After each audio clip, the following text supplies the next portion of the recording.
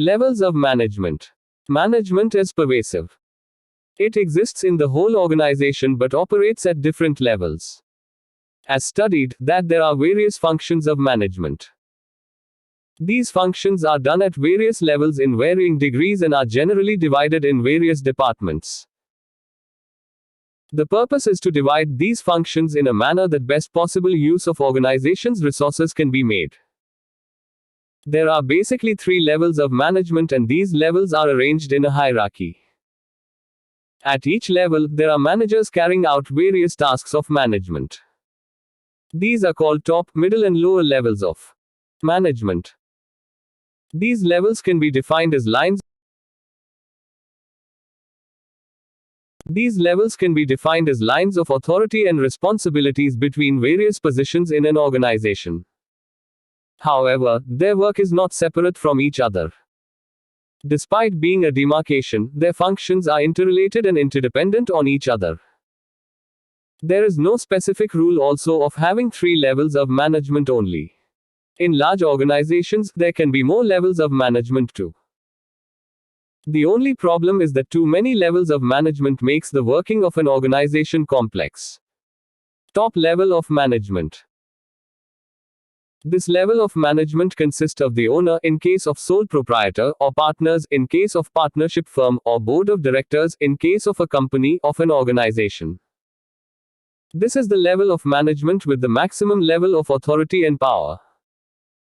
They primarily are in charge of defining the long-term goals and strategies of an organization. The functions of top level of management are as follows. 1. This level of management basically answers the questions related to existence and purpose of organization. 8. 2. Their work mostly consists of planning and supervising. They design and set up the goals for the middle and lower level of management. 3.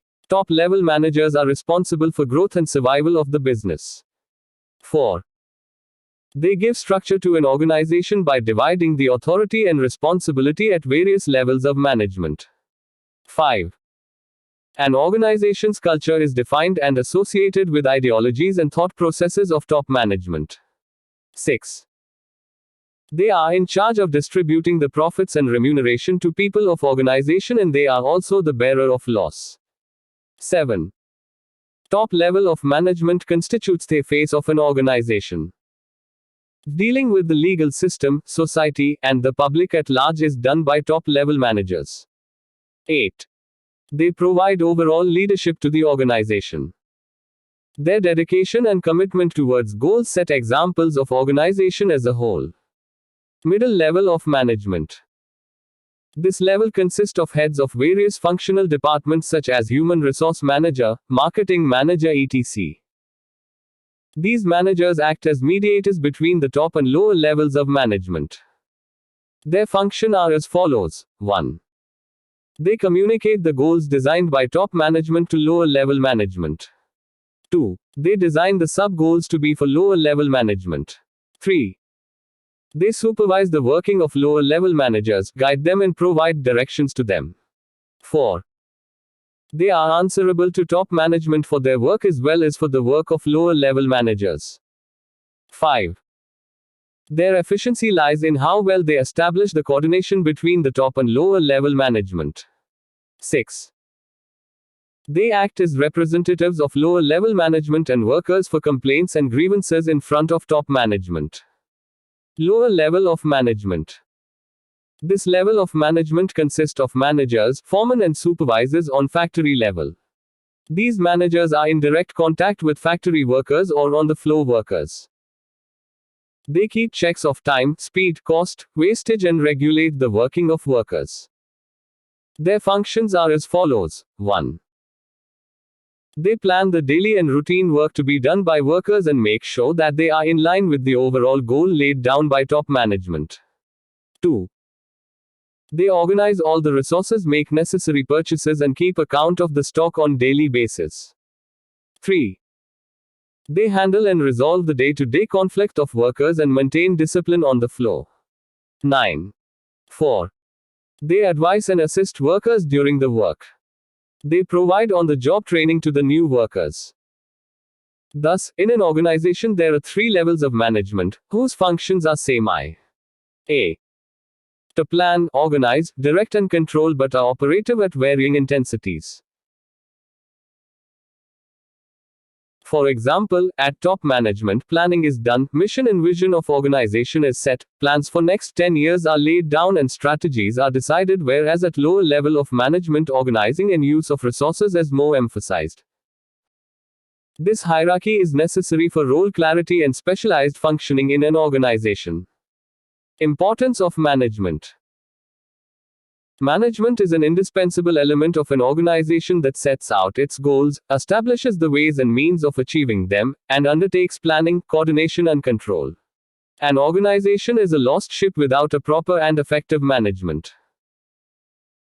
Through its various activities, management facilitates the achievement of individuals, groups, organizations' objectives. Some of the most successful companies such as Tata Consultancy Services Limited, Reliance Industries Limited, Suzlon Wind Power Limited, Infosys Limited, Mahindra & Mahindra Limited, HCL Technologies Limited, just to name a few, across various sectors of the Indian economy owe their success to the effective management. It is rightly said that it is the successful management that leads to a successful organization and its sustained existence. In this background, the importance of management in an organization is discussed below. 1. Setting the objectives, mission and vision of the organization. The management of the organization plays a key role in setting its mission and vision. In line with the mission, the management also chalks out the long-term and short-term objectives. Everyone in the organization strives towards the achievement of those objectives. 2. Planning and control. The management not only establishes the objectives of the organization but also develops plans in order to achieve organizational success. Without proper management, the organization cannot achieve its objectives. The decisions relating to what is to be done, how it will be done, who will do it are taken by the top management in consultation with the middle level management. Proper planning, coordination and control are essential ingredients for the success of the organization. 3. Efficient utilization of resources. Successful organizations are not those that have maximum amount of resources but those that are able to exploit the available resources or put them to use most effectively and efficiently. It is important that resources are allocated to their most productive use. Management plays a 10. Quintessential role in directing the resources, human resources, financial resources and physical resources to the most productive activity or business. Proper allocation of resources is imperative for earning a greater rate of return. 4. Stability and growth of the organization. The management is responsible for ensuring the stability and growth of the organization. This is accomplished through proper coordination of various resources, effective allocation of them to profitable business opportunities. A vigilant and proactive top management is agile in identification of opportunities and threats in the external environment and taking appropriate steps to exploit the opportunities and minimize the threats. This is important for ensuring stability and growth of the organization. 5. Development of individuals. Management not only helps in achieving the organizational goals and objectives, but also makes an extremely important contribution towards the development of employees. Through leadership and motivation techniques, management helps individuals set career goals, develop required attributes, knowledge, skills, and attitude to achieve them and thereby experience the fulfillment of personal goals. These days, successful organizations such as Microsoft, Google, etc. encourage their employees to share and develop their business ideas and use organizations' resources to commercialize their ideas. The concept of intrapreneurship. 6. Contribution to society. The responsibility of the companies now extends beyond the maximization of bottom line profits to triple bottom line i.e. profits, people and planet.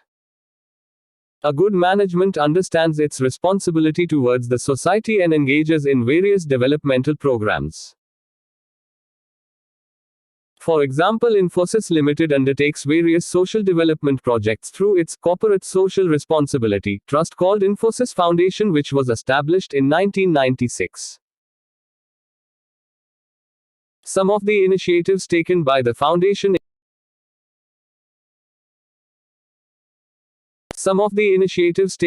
foundation includes restoration of water bodies in Karnataka, enabling the pursuit of access and excellence in sports through the Go Sports Foundation, and disaster relief efforts in Tamil Nadu, Karnataka and Kerala.